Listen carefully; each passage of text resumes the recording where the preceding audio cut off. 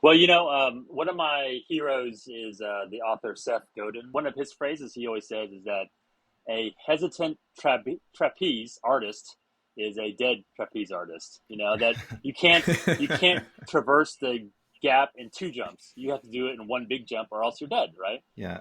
And so I've always taken that to heart. That's like, if you're going to go for it, you just got to go all the way. Keep it nerdy. Keep it nerdy. Keep it real nerdy. Nerdpreneur, you know I love my work. Life's a game, so I'ma take my turn. Nerds deserve to put their passion first. Let them rap a verse so they can all be heard. Yeah, my nerdy passion basically is drawing. Correct. I'm a breeder of tarantulas, importing tarantulas and some other critters. I am a harpist. I do mainly Celtic harp, video game songs, songs from nerdy TV shows. Obviously, I'm big on Star Trek. It is creature design, fantastical, biological creations out of watercolor. We are dice retailers. Nerdpreneur, you know I love my work. Life's a game, so I'ma take my turn. Nerds deserve to put their passion first, so let them rap a verse so they can all be heard. Welcome to Nerdpreneur, where we have fun conversations with people making money with their nerdy passion. As always, I am joined by my co-host, Frank. Hello. And today we have a very special guest. His name is Tony, and he's the founder of a company called Hero Within. Welcome to the show, Tony. Hey guys, thanks for having me. Excited to have you on the show. I'm excited to be here. Yeah. Well, Tony, what is your nerdy passion? Man, I got a lot, and ever since I was little, Marvel, DC, Star Wars, but I gotta say, my tried and true from when I was a little boy to even today is Star Trek. Ooh, yes, yes. You're in the right crowd for that. Yeah. Yes. Now, for people who don't know, Hero Within, we're kind of burying the lead. We know you're a Star Trek nerd, but what is your nerdy passion business, and what is Hero Within? Well, Hero Within, like the title implies, it's the idea of unleashing the hero that's in all of us. And we started back in 2016, and it's basically a collection of clothing that allows you to express your fandom, not just at a con or not just when you're with your buddies, but maybe when you're at work or socially when you're out with other friends, whatever the situation may call for. But being able to express your fandom in all circumstances, not just in your nerdy environment. Mm-hmm. So you design and create clothing like nerd wear in some ways, right? Yeah. But like accurate depictions of it, because we met you at actually Emerald City Comic-Con. That's where we originally connected, and Frank was trying on some of your clothing, specifically the Star Trek clothing, by the way, too. Yeah, I was really impressed with the Strange New Worlds jacket. It looks very much, because I had just been rewatching it with my partner. I had already seen the show, and I was thinking, I had just rewatched the episode where they go down to the planet and they're on an away team, and I was like, those jackets look cool for an away team. Like, that's really good. And then we were at Emerald City Comic-Con, and I saw your display, and I was like, oh my gosh, this is really neat. And I remember sending a picture of it to my partner, and she's like, you should get it. And I was like, well, wait, really? Like, I just thought this looked cool. And that's been kind of the vibe. And that's also what I've seen your brand is about, is for the geeky, for the sophisticated. That's been a part of the Hero Within slogan. So we do have definitely the more cosplay, more costume sort of options, but then we also have more subtle, sophisticated, more just your bomber jackets, tactical jackets, denim jackets, that sort of thing. So whatever you're sort of into, we kind of got you covered. Yeah, you have way more than just Star Trek wear, too, because you're licensed to create stuff for DC Comics, Marvel, I think you mentioned on your website, Doctor Who, is that true, too? Yeah. And Godzilla? Yeah. What does Godzilla wear? Like, what is that? Is it like... Well, like Godzilla, he's not so subtle, or he or she or they or whatever Godzilla is. And so our Godzilla stuff is pretty bold. A lot of Asian streetwear influence, and so a lot of big, bold prints and whatnot. So cool, very cool. So how did you get into this? Were you always into fashion, or was this something that emerged out of the nerddom? Yeah, it definitely emerged out of the nerddom. It's interesting because we're about to head into San Diego Comic-Con, and it's great that I met you guys at a con, because Comic-Cons have been like a really kind of at the DNA of Here Within. Comic-Cons have always been a part of that, especially San Diego Comic-Con. And so basically how it all started was years ago, probably back in, I've been like a long time Comic-Con fan, going since the mid 2000s, like 2005, 6, something like that. Going to San Diego, and that's how a bunch of other shows started popping up. So just, traveling to a lot of shows like you guys. I was podcasting and blogging and doing that whole thing. And then I started getting into some cosplay, but it was a kind of a very niche cosplay. It was, if you're aware, or if any of your listeners are aware of San Diego Comic-Con, one thing that's a big part of it is you get these big, gigantic vinyl bags, that have sponsorship on them. Typically, it's Warner Brothers, and so it'd be like The Flash, or it'll be Wonder Woman, or whatever it is.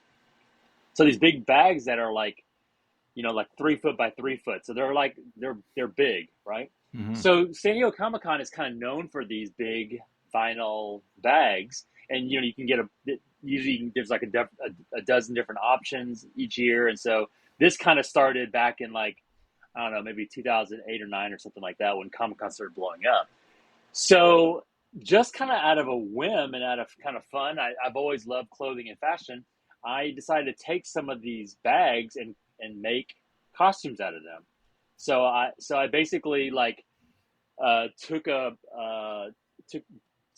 bunch of bags that again had all this different branding, Green Arrow, all these just different brandings on them, and I made a blazer out of it. So just imagine a regular blazer, but just having all this vinyl Comic-Con branding all over it. So this was like back in maybe 2011 or something like that.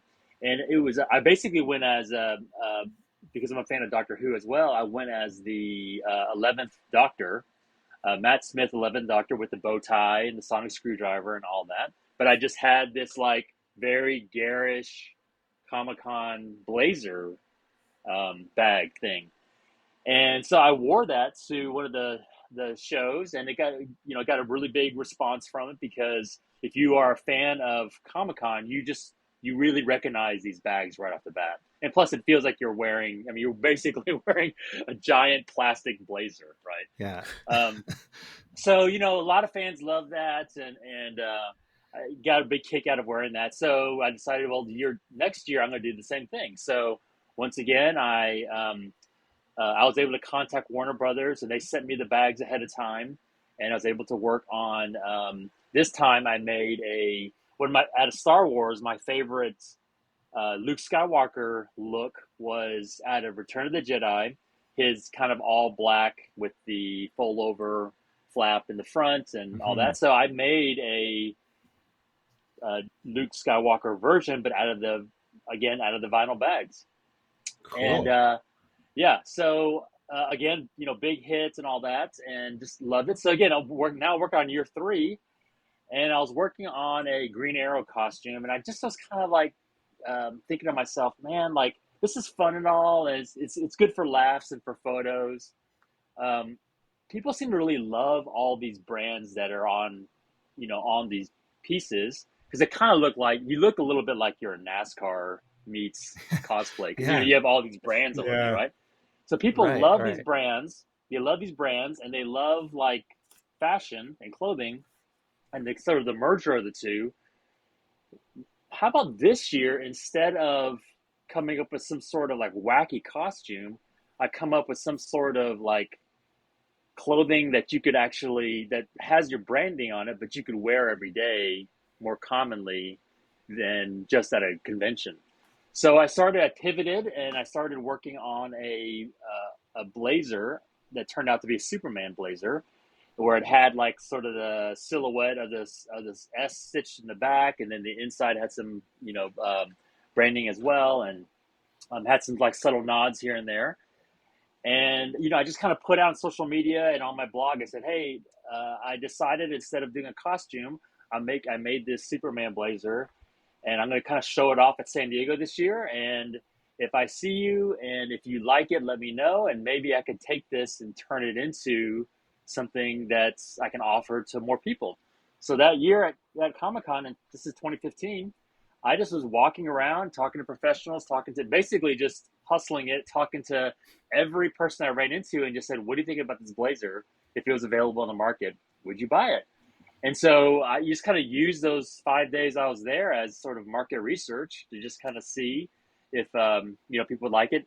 I didn't mention this, but I do have a design background. I graduated with a design degree. I was in marketing, communication design. I was art director for many years, and I've done mostly print and online designing, and I also done some interior designing, but really hardcore fashion designing, I've never really done that before. So, but it's a lot of the same design principles, and you just take something that's 2D and turn it into 3D, and so on and so on. So that following year, I was once again kind of at that point where I was like, well, that Here Within, I had at that time I had already called it Here Within. I just felt like that name just was it just sort of like came to me while I was designing that blazer. And I was talking to a design buddy of mine. I said, like that, we're a few months away from Comic-Con, and I don't know what I'm gonna do with this. I have this idea of Here Within, and I've got this blazer, and I would love to see this really grow into something real, but I've got this full-time job, I've got the mortgage, I got the family, I've got kids, and I know this is a great idea, but there's just no way that I could really see this turn into reality.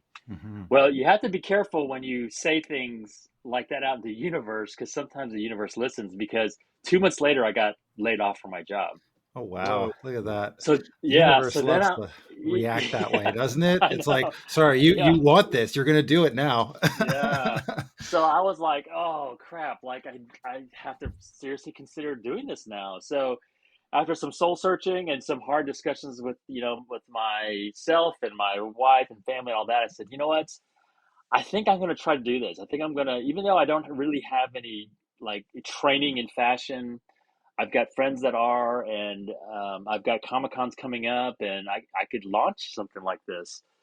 So, did you see a hole in the market too? Like, you obviously had a lot of people who were out there giving you the market research, saying, "Oh, I love what you're doing," or paying attention. So you had some attention. But what was there? Did you see like a lot of other people doing fashion, or was there nobody doing fashion? Yeah, at the time there was nobody. When I was in those couple of years when I was in costume, walking around the show, I really realized that, wow, like when it came to like expressing your fandom, it came down to black t-shirts and hoodies. That's all it was, at least at that time.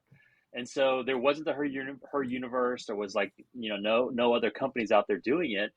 And so I was like, wow, like I really, if I wanted to, and if I back up a little bit, during those 2 years I was doing cosplay, when I was outside of my costume, I also had like different types of dress shirts that I had got all these patches. Like I had a DC themed one, I had a Game of Thrones one, I had a Marvel one, like all this, like, I designed basically my own shirts, because during those years, I was searching for anything that was like this, and I couldn't find it anywhere.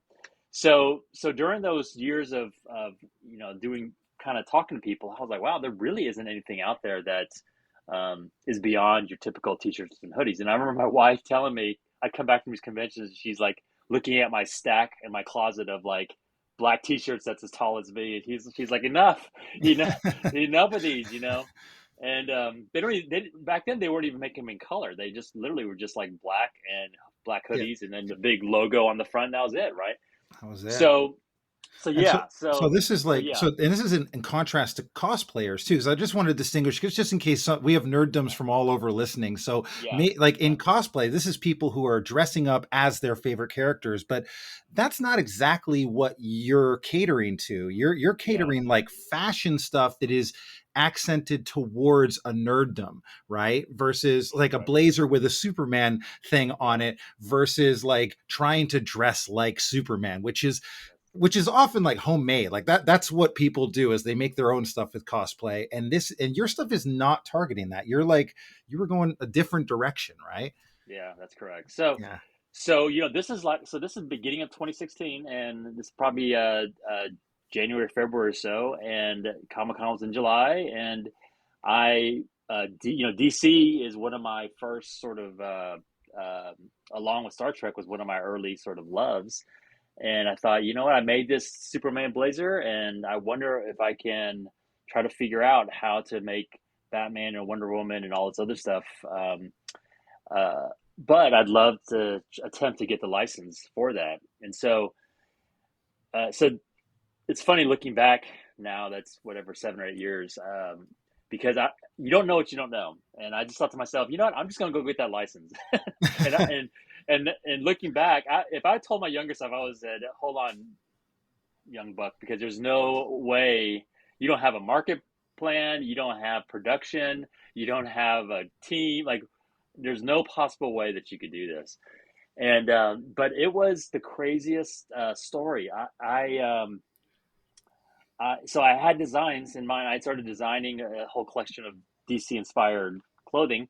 And because if you remember, during like 2014, 15 or so, Marvel had blown up, but like DC was sort of like on its rise, right? You know, Wonder Woman was coming out in 2017. And so, you know, things were like on the up for DC at that time. Mm-hmm. A business partner of mine, he made a connection with somebody who happened to be in licensing at Warner Brothers. Wow. And he just emailed and just said, hey, like, my friend, blah, blah, blah, would you at least consider taking a meeting? So this person that was in licensing just randomly had, in the past couple years, I was already on her radar because I was already known for my Warner Brothers costume bags. It was so much on social media. All those bags were produced by Warner Brothers. So it was all this, like, you know, free advertising for them. And so because she had already knew who I was, and because I already kind of made a little splash in my small little corner of the woods, she was like, oh, like, I totally know who this guy is. I'd love to meet with him and just see what he, you know, has to offer. And so DC at that time, is owned by Warner Brothers too, isn't it? Yeah. So that's a real great connection. The fact that you've already brought out a bunch of Warner Brothers stuff for them, right? Yeah. So they said, hey, let's meet. And I couldn't believe, I got the email. I couldn't believe that they wanted to meet. And so at that time I was like, oh crap, like I really need to get my act together on this. And so I started like getting all my designs together, and they put a date on the calendar, which was like literally like 6 weeks away. And then this person kept emailing me saying, oh, hey, so-and-so is going to join our meeting. Oh, so-and-so else is going to join our, like, it started growing. Right. And I'm like, I'm nobody at this time. I'm just a dude. And they're saying, oh, we have the director of marketing is going to come, and you know, so the meetings started growing, and I'm just like, which sort of like the reflection of how little there was in the market at that time, or what I had envisioned, you know, because I sent them a couple mock-ups and whatever. So, fortunately, a good friend of mine who was helping me at that time getting kind of production up and running, this person had a lot of experience with production, so at least, you know, he was there to help me not look like a fool. But when it came to the day of the actual pitch day, meeting, right? The pitch day, you know, I had a deck, and we drove up into Burbank, into Warner Brothers, and through, you know, this big giant building that had like all this incredible, like, Batman and everything else, Harry Potter, you know, just all this incredible stuff. And we went to this meeting, sat down, and there was probably like, I don't know, it was me, and I had a couple people with me, and then there was like a dozen people on their side of the table. So a lot of people there, Wow. all these seats, right? And I'm just like, so this, I'm saying all this because, the imposter syndrome was like really kicking in hardcore, right? I'm sure. And, and people ask me all the time, how do you get a license? And this story I'm telling you there's 1,000 different versions of this story. So you cannot replicate what I'm about to tell you that just happened, but every person who gets a license, something weird like this happens. So anyway, at that time, Warner Bros. Had just got bought by AT&T, I believe. And so whenever there's a merger that occurs, then there's always a changing of the guard, big shuffle. Teams. Yeah, big shuffles, right? So the gal that oversaw that just came on like 3 or 4 weeks prior, just came on to oversee all of apparel for Warner Brothers. She came from Disney, and so like anyone's coming in, they're basically cleaning house. They want to start off with brand new brands, kind of see what's going on. They're looking for something to prove themselves too. Yeah, I bet. Yeah, I bet she's like, I could take this from beginning to end, all from my own, and I don't have to figure out what so and so did before I was here. Yeah, this guy obviously has it already figured out. So I'm just gonna right. That's they're looking to solve a problem. I have not made a single scrap. I mean, just we had samples, but we'd not produced a single thing, not sewn a single anything, not so of course they didn't know that. So this lady comes in, and she sits down, and she looks like Cruella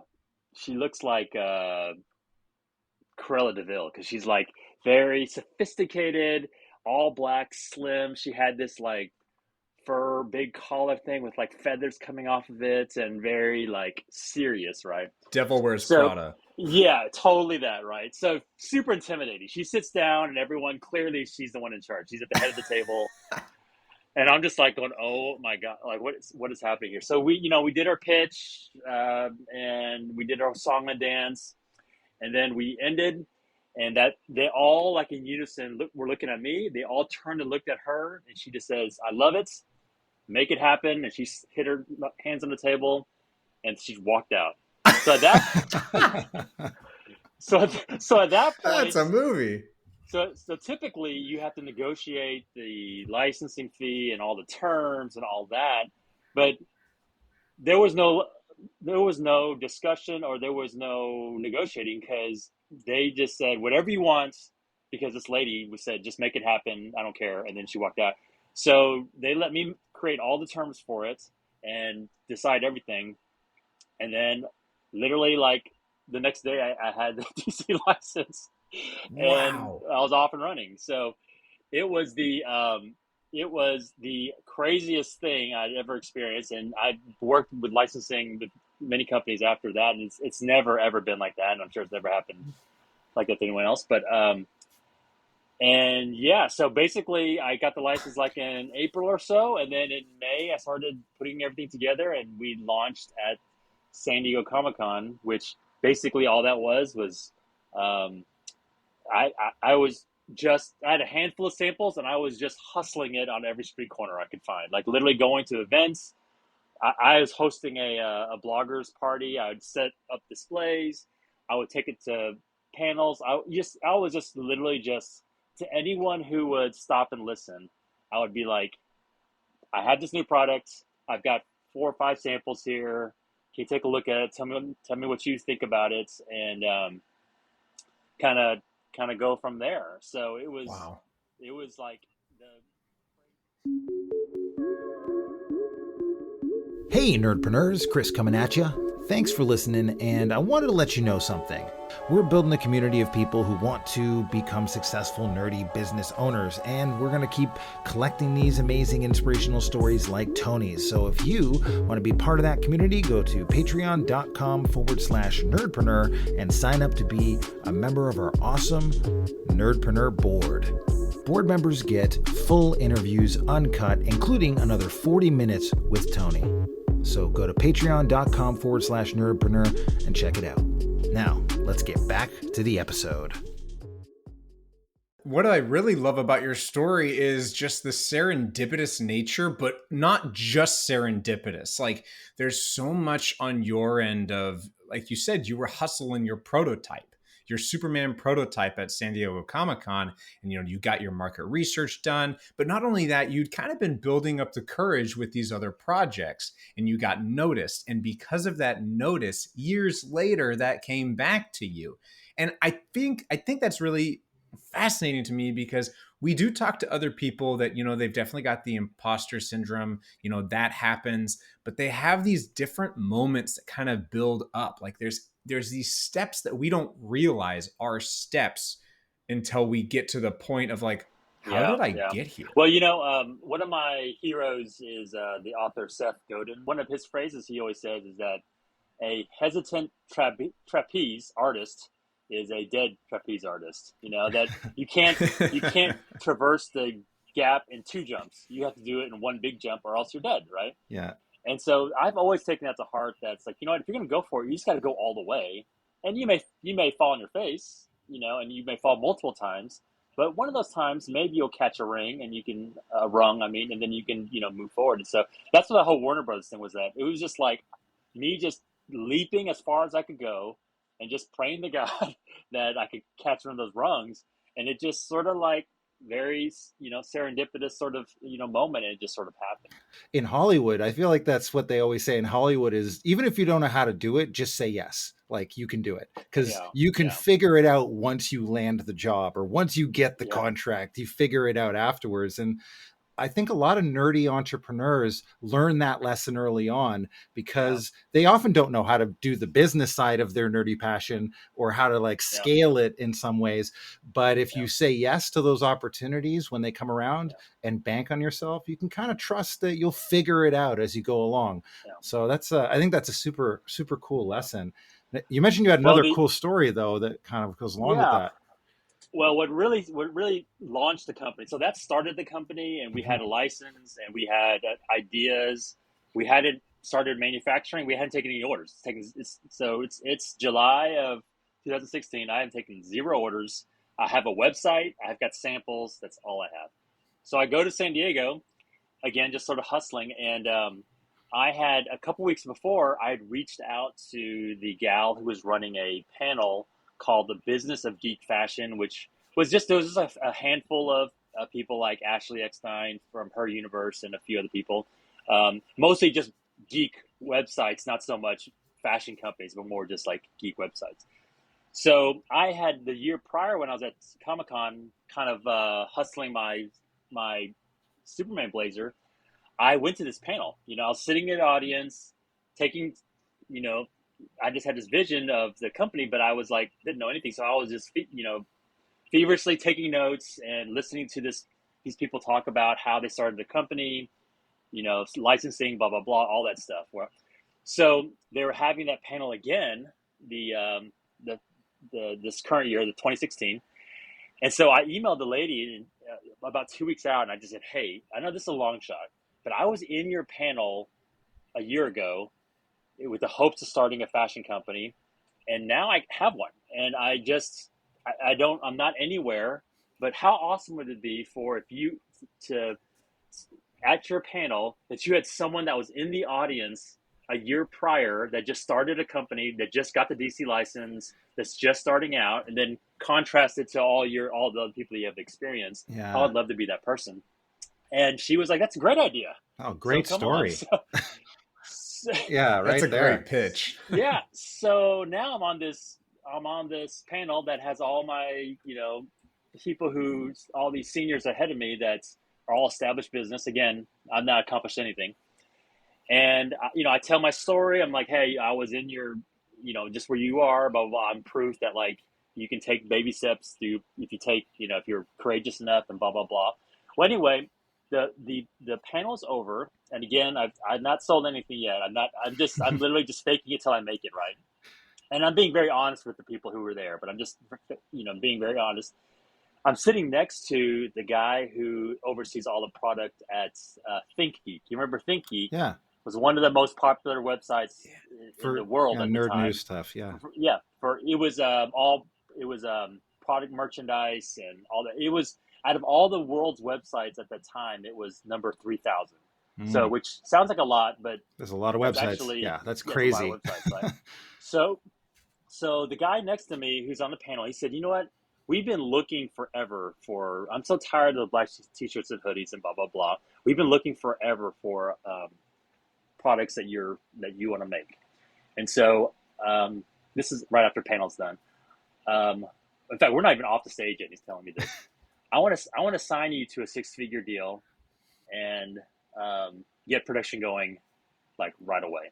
So I left that panel with a contracted 6-figure deal to make all this merchandise for ThinkGeek off of all my designs. And I've not made anything. I've not accomplished anything. Made anything. Wow. And wow. That's a crazy jump right there. You're like, let's just see how far I can go. And you went all the way to the 6-figure contract. Right place, right time, right story. That's so cool. Yeah. A lot of people, it sounds like a lot of people needed to see this opportunity get legs from somebody, but like, it sounds like, you saw that hole in the market. So there was nobody. What was the time? Like, how long did that take from like fired at your job to now I have a 6-figure contract doing something I love? I'm super excited to do. I mean, I ended in January and then it's Comic-Con in July. So all this happened within 5 or 6 months or something like that. So yeah, it was the craziest, most banana things. And, now. Did you ever? Now after doing this for 8 years, no one writes you a 6-figure amount for, they test you with small amounts first and then lets you build up over time, see if it sells, whatever. But this guy just wrote a big old fat check and just said, let's do this. And so from July to December, it was all manufacturing and then we of course took online orders from my own customers, and it starts, and then those combined together is what basically got everything going, because all that ThinkGeek money paid for all that production and manufacturing, and it just sort of then started sustaining itself after that point. What strikes me is how this person at ThinkGeek took this leap with somebody who had a promise and an idea and said, here's 6 figures.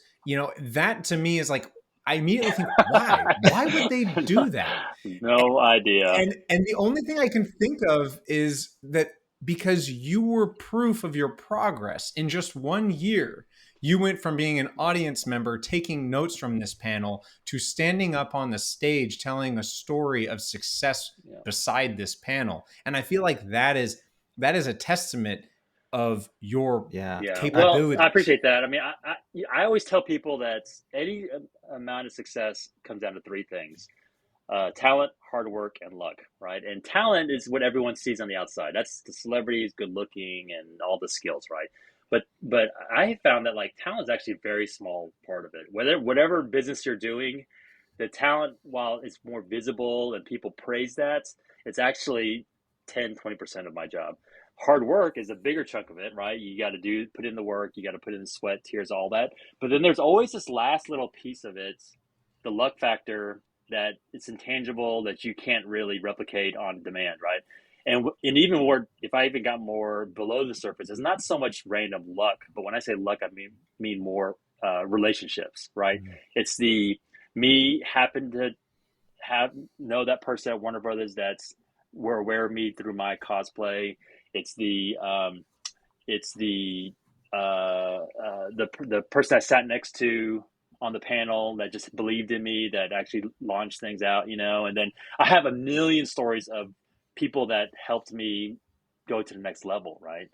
And so most people, when they ask me about Here Within or any other related business, they focus so much on the talent, like, oh, the designing and the product and the manufacturing and all that stuff. And yeah, that's very important.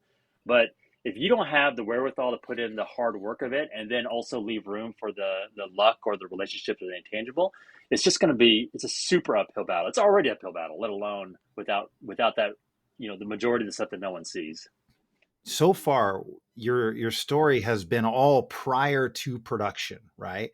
Like prior to really making anything. I just wanted to know, like, during, like, just if you go back to that moment in the thick of it, where in a sense, you just landed a 6-figure contract. You've never made any clothing that you aren't wearing yourself, like this is, you don't have all the other stuff. Like I imagine, like, I could imagine what that feels like, but I would love to know, like, what are you telling yourself in that moment?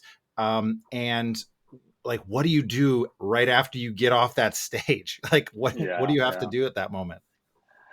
Yeah, I mean, there definitely was in that moment. There was a big high. I mean, there was the rest of Comic-Con, and there was all my other appointments and all that sort of stuff. So I definitely, when I returned from Comic-Con, I was, I mean, there was an enormous amount of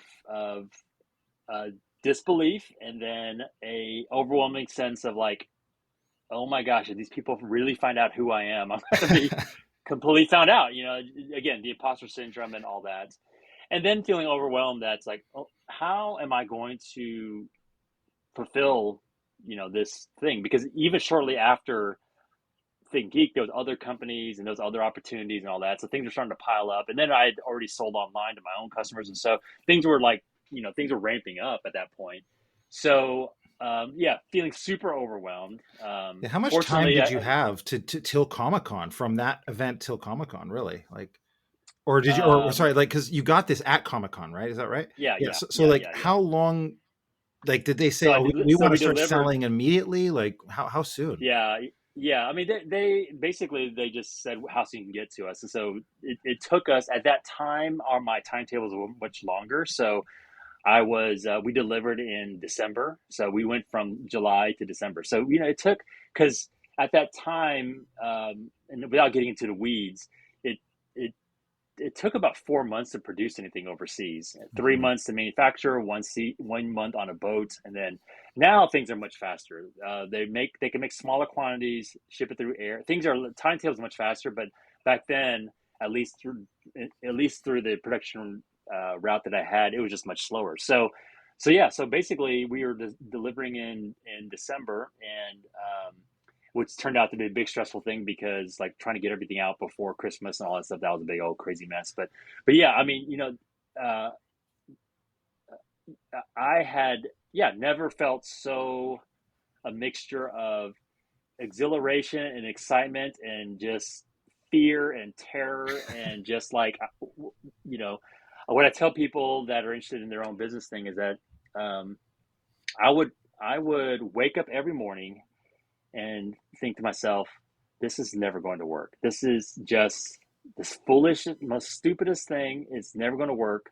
And I'm going to not have a job, and I'm not going to be able to pay my bills and lose our house, and my family and I are going to be homeless, and all that sort of stuff, right? Yeah, dread. And then at the end of the day, you're like going to bed. I'm like, oh, it worked. Like, and so every day for that whole year, I was thinking that it's never going to work, and then going to bed and say, oh, it actually worked, And then by year 2, I tell people I had that thought every other day. And then by year 3, it's about every third day. So now it's year 8. It's about every 8th day, I think myself, it's never going to work. So, yeah. It's a good formula. It gets one day every year. Yeah.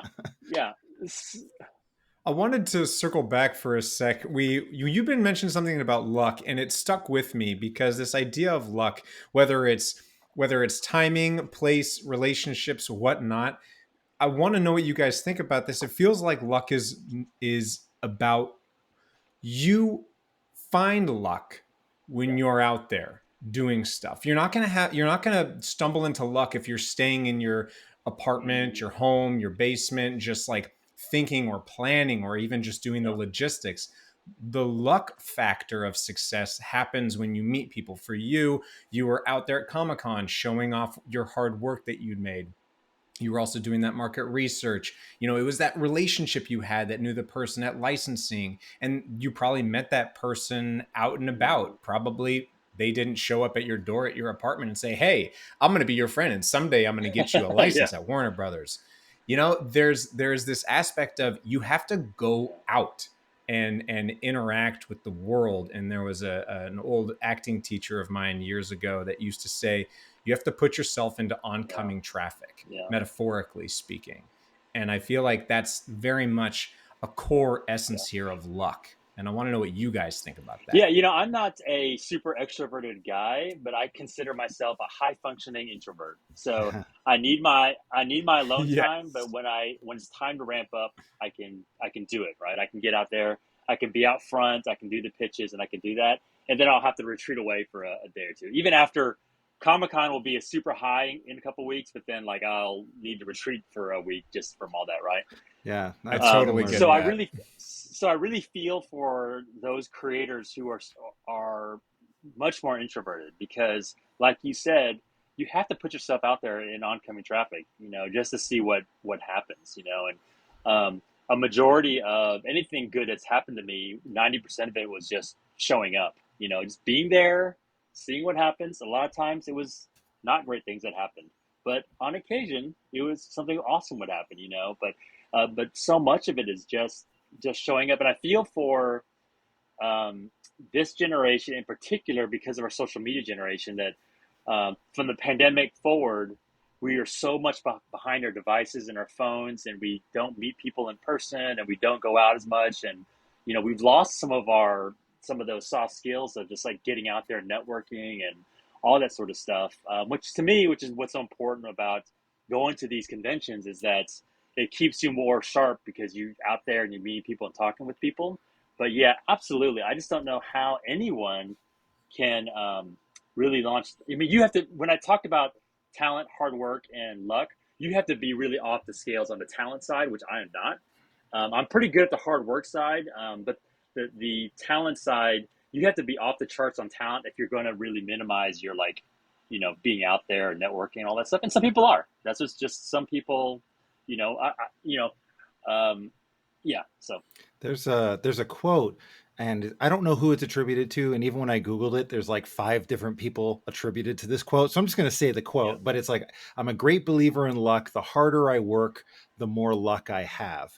And it really is important to be like, luck is, I think, a big factor in like massive success. And almost anybody who, if you talk to great actors or musicians or millionaires, they're always saying like, you know, yeah, I had a lot of things, but I was at the right time, right place, happened upon the right person. But that means you have to get out there. You have to be out working, doing your thing. And you said in your story how much you were kind of hustling. You were out at these conventions.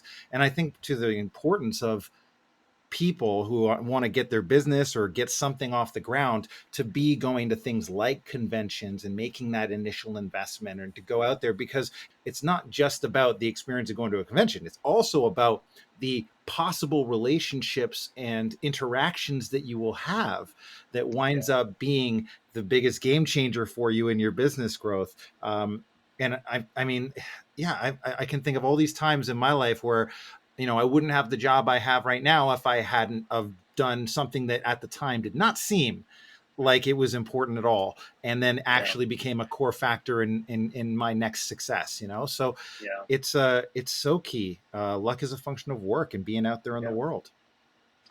Back in 2019, so this is 5 years ago, it's funny, we just, I was looking back at my Facebook memories, and we just announced our Star Trek partnership in 2019.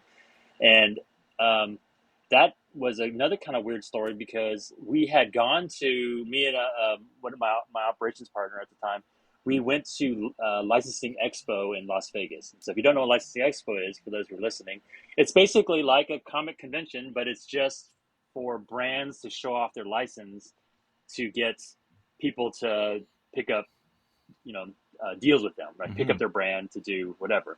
So if you just imagine a big convention floor, big giant booths, and small ones, and you can show your brand off, or you can try to get a meeting with a brand to be able to get them to do, shoes or iPhone cases or whatever, do. And so, so we decided to go, and, but the problem was that we had no idea how to do this expo, because basically all the meetings are set beforehand. So if you just show up, then you can't get into any of these meetings, which is what happened. We got there and everyone was booked. So no one was seeing anyone that was of a big name, and which is a super bummer, because we're like, we made all this way, we're here, all that. And there was just no way to get a meeting with anybody.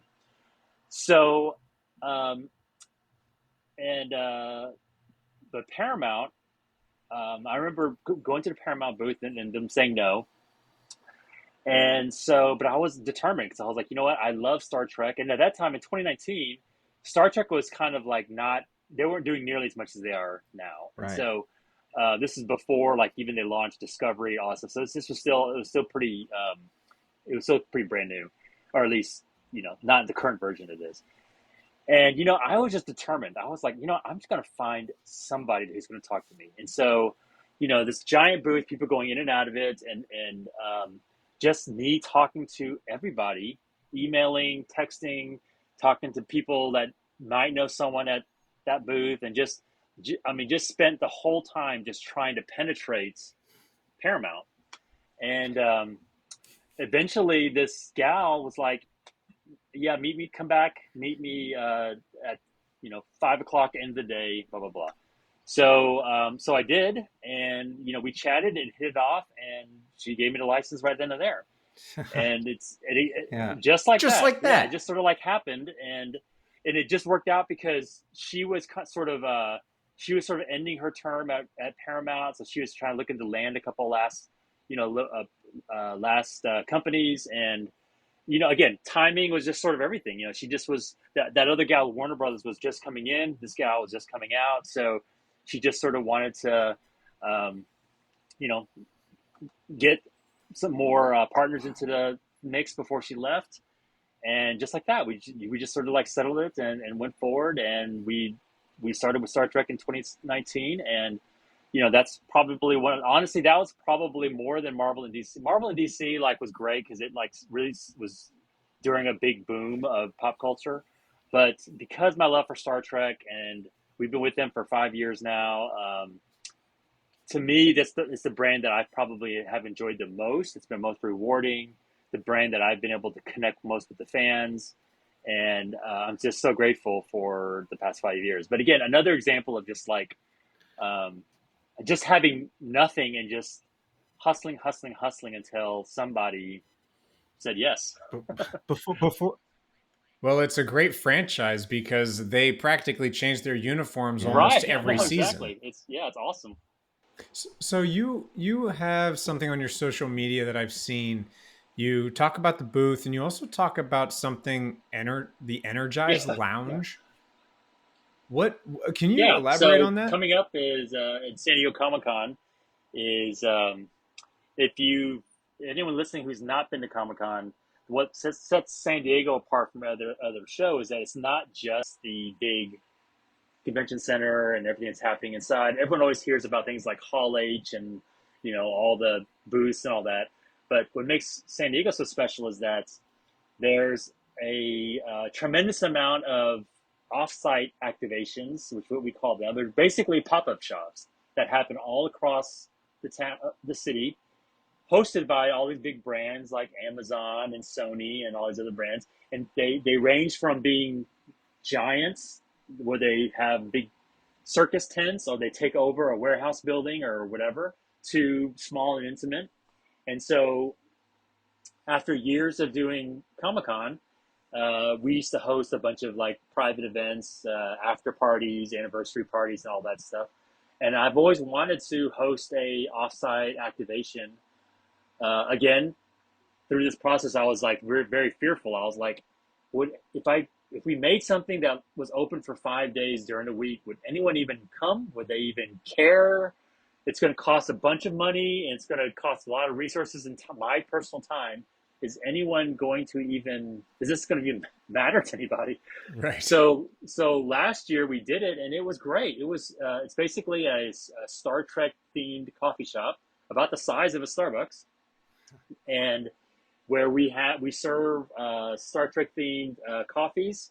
And then we're partnered with a bunch of other Star Trek licensees where they have their merchandise, promoting their merchandise. And of course, we have our merchandise as well. And, during Comic-Con, if you've been before, it's super exhausting, it's hot, and it's just like long days. So you'll be able to come in, sit down in air conditioning, have a coffee, connect with other fans that are there who are also probably Trekkies as well. It turned out to be a great thing. It was a big success last year, and so much so that, we're back this year. So the Energized Lounge is the idea of using the term energized from Star Trek, but then getting energized by caffeine, by relationships, by, all that sort of stuff. So, you leave energized. Oh, I love that. I love that. I didn't clue into that immediately when I said it, but now that you explain it. And I also love the aspect that you're sharing the burden with these other licensees and franchises that are, not franchises, but licensees. You're sharing it with them and you're creating this community space. Yeah. Well, and that's part of the bring value to the brand, because as much as Star Trek is important to Paramount, they don't necessarily have the resources to let's create a space, let's bring all these licensees in there. That's like blah, blah, blah, Comic-Con. Like they just don't have the time and resources to do something like that. And so if I can help create that space, and it benefits not just other licensees, but also Paramount, now that sort of positions our brand to be, they have more value than just creating jackets or paying a royalty check, but they actually are creating something for the community that the fans are talking about, that the fans are wanting to see year after year. So there's multiple levels to that. And I can order a Ractagino at this. I'm That's assuming I've got to be able to get a Ractagino coffee, right? Yeah, you got it. Awesome. That's amazing. Yeah.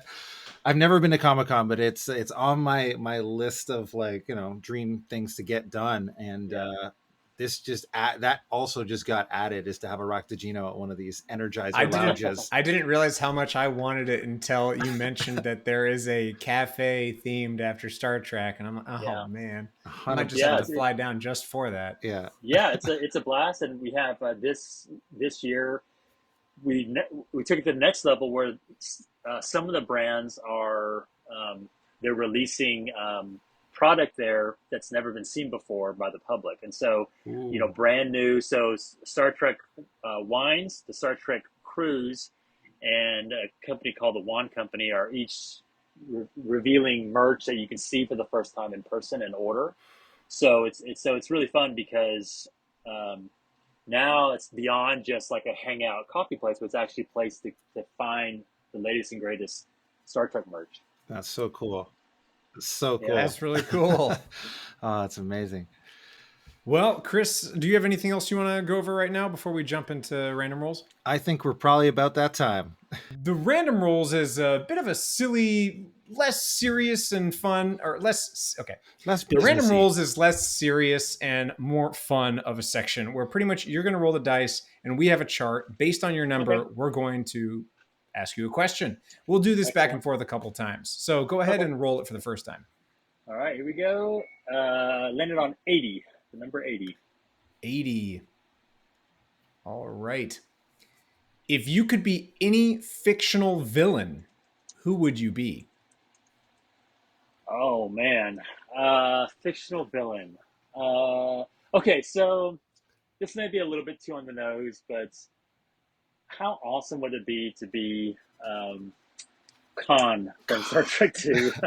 We were all waiting for that. Say that. Yeah, I thought he was going to scream it, actually. But for someone who just loves life and is so, of course he's seething with anger, but he just is so he's just a rich character, so fun, and I think still one of the best villains ever in cinematic history. So. Yeah, and so smart and deadly, you know. I saw on your Instagram. He's got that. Oh yeah, too, that's so. Right. I saw on your Instagram you actually had a pun about Comic Con, and I thought that was hilarious. I thought I've never seen that. That's fantastic. Yeah. All right. Yeah.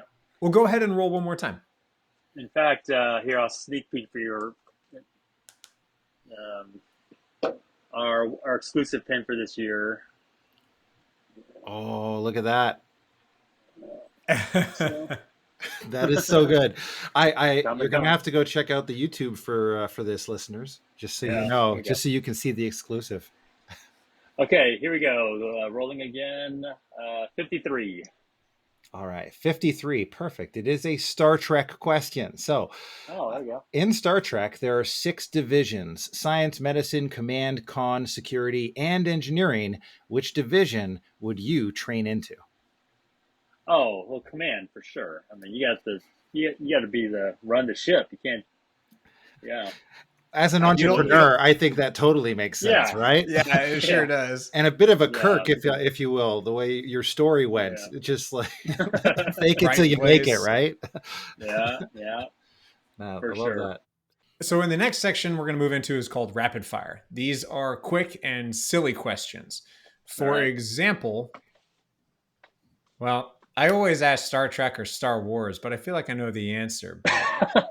I'm a big time Star Wars fan, and so I mean it would. While Trek would definitely edge it out, I love Star Wars. Not necessarily in its current iteration. I'm not a super fan of kind of what's happening these days, but man, there's like when Force Awakens first came out, and just sort of like that, the waiting, the anticipation, and being in the theater for the first time, and all that, like.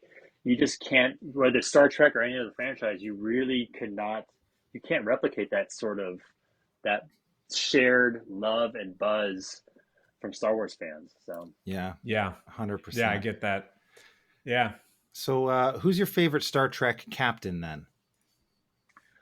Picard for sure. Although Pike's on the rise. I really do love this Strange New Worlds, but Picard is like he's unbeatable for sure. I'm with you on that. Now, who is your favorite in that same vein? Who's your favorite number 1 in command? Oh, you mean first officer? Is that what you're asking? Yeah.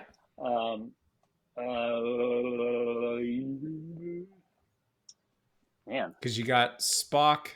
You got Una in Strange New Worlds. You got Riker, Kira, Chakotay. You know what?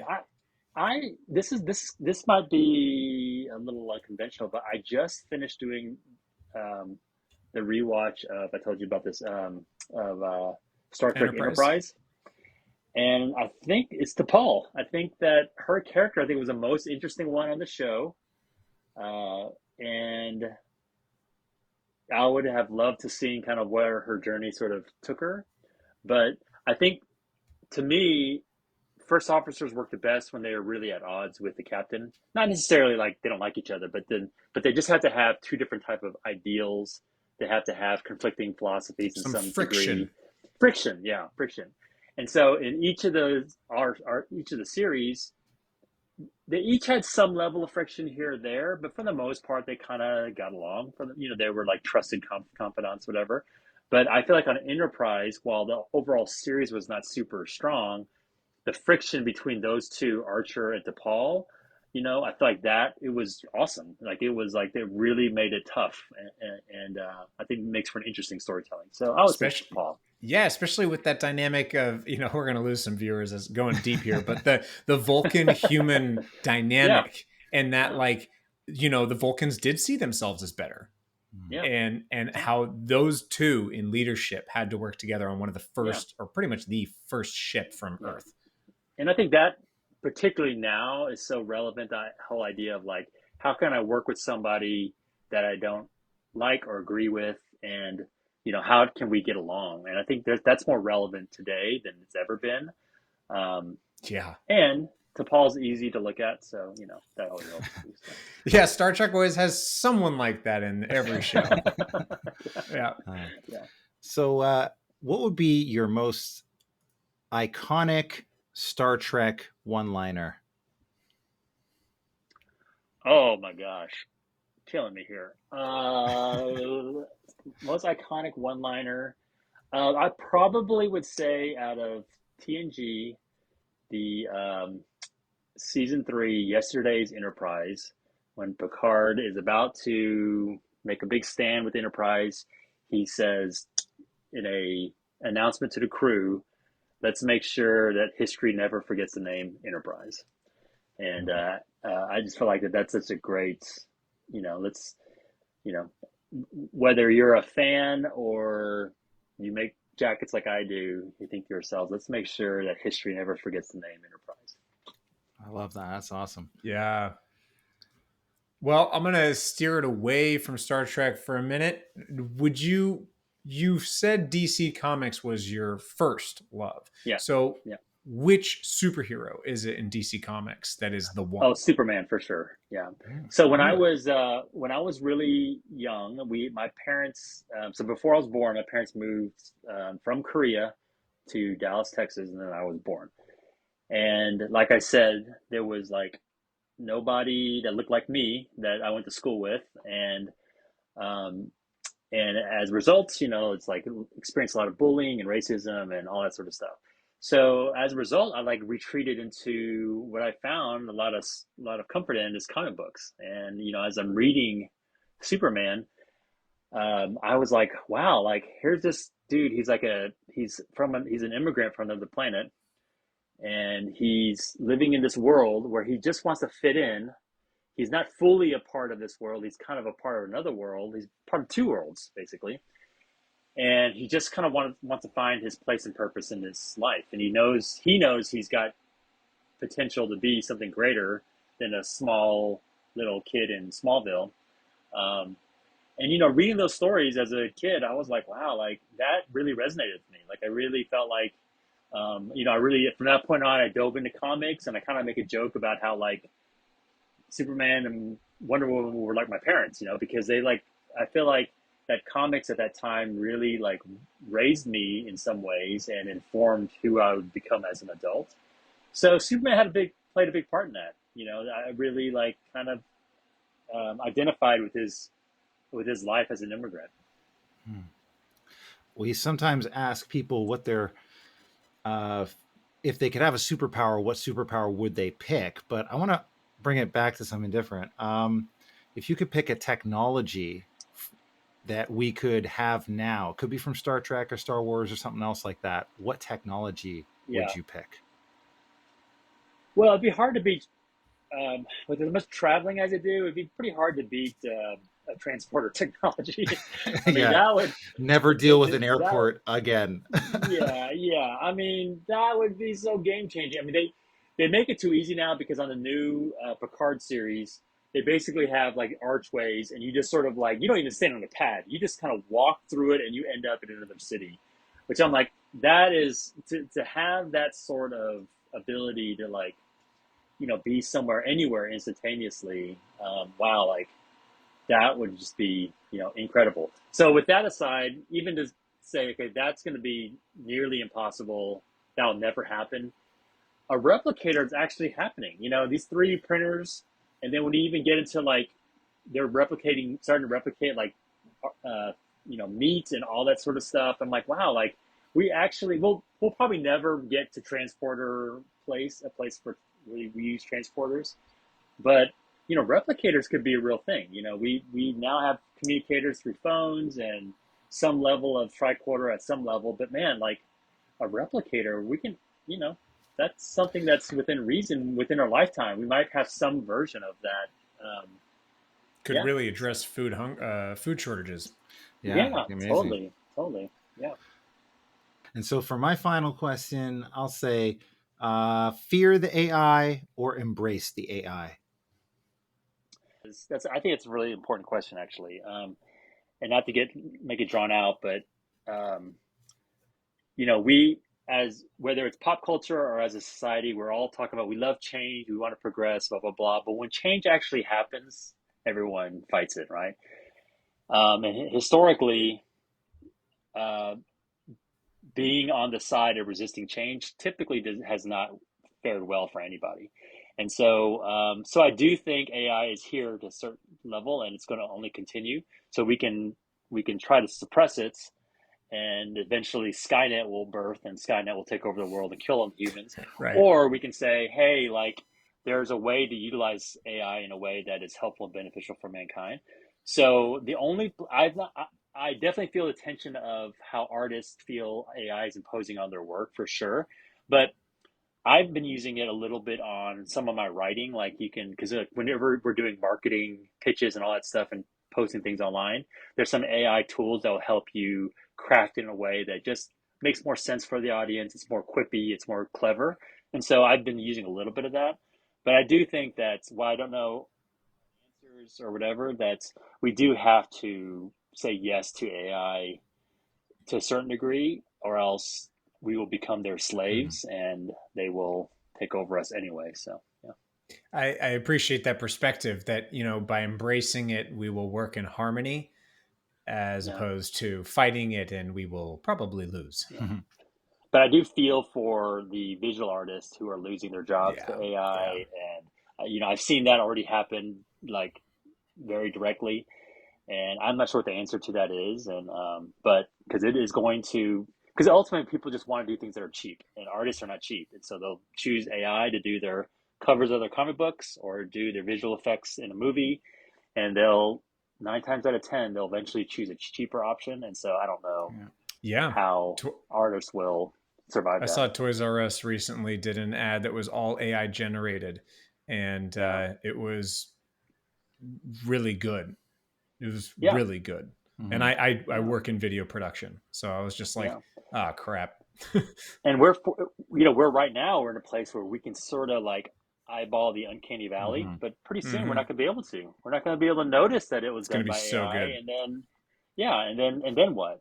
So rock in a hard place for sure. But I'm just waiting for when I'm able to just say to the AI, I want to watch this type of Star Trek story, and it makes one for me. Like, because it'll be completely customized input and output. Well, the whole Hollywood thing of like them using, like Carrie Fisher's face during Rogue One, where they put her face on, and so where they were able to just take actors that are alive or past and then put it all into AI and then make a whole movie out of it that no one was actually filmed in, and that is around the corner. Yeah, so that is a problem. I have a friend who's making a movie right now doing that, hoping to be the guy who makes like the first movie that way that nobody can tell. So now that being said, if the Bruce Lee estate was up for it and they made a movie that was really great and looked really good, it'd be hard to say. Right? Yeah. So yeah, I don't know. It's tough, but I mean, it is the kind of thing we could spend another like 2 hours debating. That's a whole podcast episode on this. Yeah. Well, thank you. This has been wonderful, and I appreciate. I'm so grateful that we were able to meet you. I wear the jacket every Wednesday because I play Star Trek Adventures, so I kind of wear it to get into the game, and I take it to work, and I'll wear like a black gray shirt and some black slacks and black boots that I have, and I'm just like, okay, like I walk into work and they're like, Frank has his Enterprise jacket on again. And I'm like, heck yeah, it's my power suit. I love it. Yeah, that's awesome. That's awesome. Thank you. You guys, what you're doing is so awesome, and it's an inspiration for a lot of other nerdpreneurs. Even just that's part of our mission, is to share these types of stories so that people out there who are aspiring to be successful in their nerdy passion can learn the things that other people have done to make it happen, and also be inspired to do it. So I wanted to just ask you a final question around that is, what does it mean to you now to be doing something that you really love and have created out of this passion and is serving such a vibrant and awesome community? Yeah, man, that's a good question. I'm super grateful, especially when I've talked to too many people that they feel stuck. They feel like that they're not able to. They're working too long hours trying to please bosses that they don't even like, and they're doing work that they don't even enjoy. And so so I am grateful that I'm able to do something like this, and especially to be able to make it through the pandemic and make it through all this crazy, the constantly changing landscape of consumer products, to be able to continue to do it. Yeah, I will never, ever, ever badmouth being able to wake up and do the work that I do. I know that I have good days, I have bad days, but to be able to sit in front of my desk to create something out of thin air and then offer it to a bunch of strangers that I don't know, and sometimes they don't like it, sometimes they love it, and to be able to do that, and for again going back to the whole idea of when they started contacting me saying, "Hey, what's next?" or "Can you do this? Can you do that?" That idea of like bringing value to them that I would be missed if I wasn't here and all that. Like I just feel like I can't be more grateful enough to be able to do that. Who knows how long it'll last, and regardless if it's here within or if it's something else, whatever, I hope that I'll always be in that position. And I love the fact of being able to be my own boss. But when I say that, I like have 1,000 bosses because of you're working for customers, right. you're working for Paramount, you're working for Comic-Con. Like you kind of have 1,000 bosses. But I think one thing that I learned out of the pandemic is that there's no job that's worth your life and your soul. And it just comes down to it. There's nothing like that. Nothing more important than your family. There's nothing more important than the lives of your kids. And there's nothing more important than your own mental health. And so before the pandemic, I was driving hardcore. I was telling people, working 25 hours a day, burning candles on all three ends. And that was just what I was doing to get this company off the ground and going. And then post pandemic, I realized, you know what, it's not worth my soul. And so, so while I work very hard and I'm very committed, I make sure that I spend time with my family and my friends and my dog. I go on long walks. And could I be making, a few more dollars here or there? Sure, I can. But I'm grateful that I have this job that I can do what I love.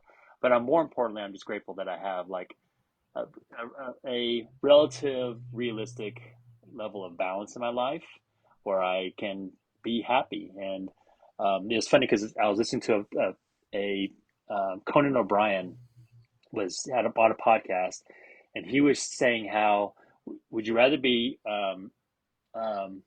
funny or rather be happy? And so he said during his early part of his life, he would have done anything to be happy, even at the expense, I'm sorry, anything to be funny at the expense of being happy. Whatever it took, he would just focus on being funny. And then now later in life, it's like it's not important to be funny. It's more important to be happy. And, I'm not a young guy anymore. I still hopefully have a long career ahead of me. But I just realized that that I'm not in this to be funny. Like I really am in this to be happy and be happy with my family. So.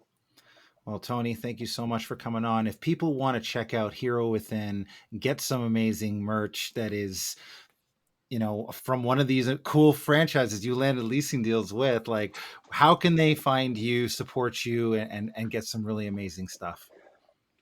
You can go on herewithinstore.com or on all of our socials. We're Hero Within. Whether it's we're mainly on Instagram and on Twitter and Facebook. And then coming up is San Diego Comic-Con. We're at booth 1943, which is kind of in the center of the convention center. We'll also be at the Energized Lounge, which is across the street in the Gas Lamp. All this is on our website.